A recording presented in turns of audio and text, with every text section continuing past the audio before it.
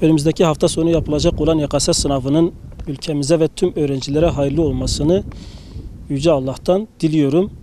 Velilerimiz bu son hafta içerisinde öğrencilerle pek fazla sınavla ilgili konuşmasınlar. Zira konuşmaları öğrencinin daha fazla heyecan ve panik yaşamasına sebep olur. Ebeveynlerime acaba faydalı olabilecek miyim? Acaba onların beklentilerini yerine getirebilecek miyim diye bir takım kaygılara girerler ve sınavları kötü gidebilir öğrenci arkadaşlarımız. Her şeyden önce bu sınavın ölüm kalım meselesi haline getirilmemesi gereken bir sınav olduğunu, dünyanın sonu olmadığını bilmemiz lazım.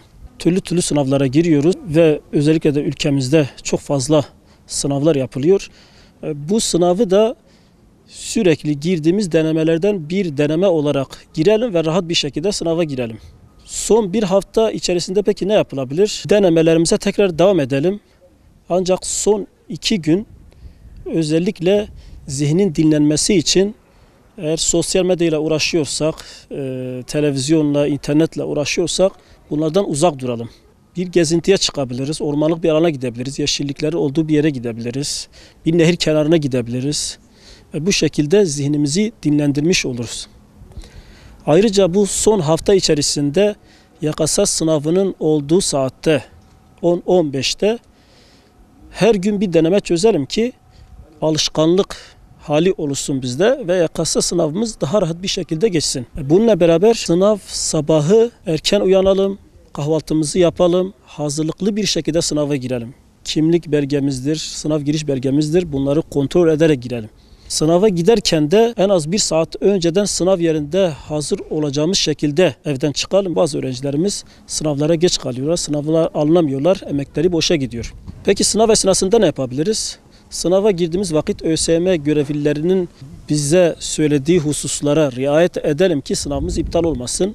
Ayrıca sınav esnasında sorularla inatlaşmayalım.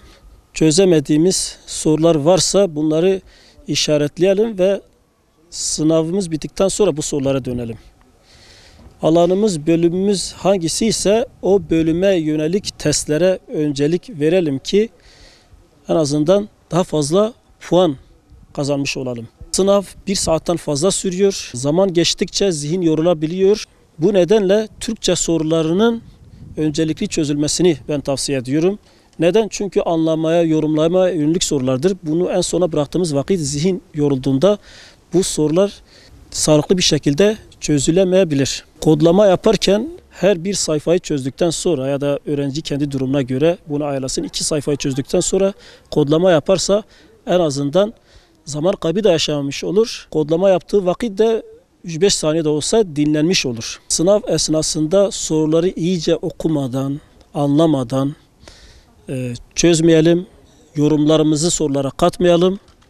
Paragrafta ya da soruda bizden ne isteniyorsa ona göre soruları çözelim ki yanlış yapmayalım. Sınav bittikten sonra evraklarımızı görevlilere teslim edip salondan çıkacağız ve üzerimize düşen görevi yerine getirmenin verdiği o hazla, o mutlulukla Allah'a tevekkül edeceğiz, Allah'a dayanacağız ve sonucumuzu bekleyeceğiz. Sınav sonucunun tüm öğrencilerimize tekrardan hayırlı olmasını diliyorum.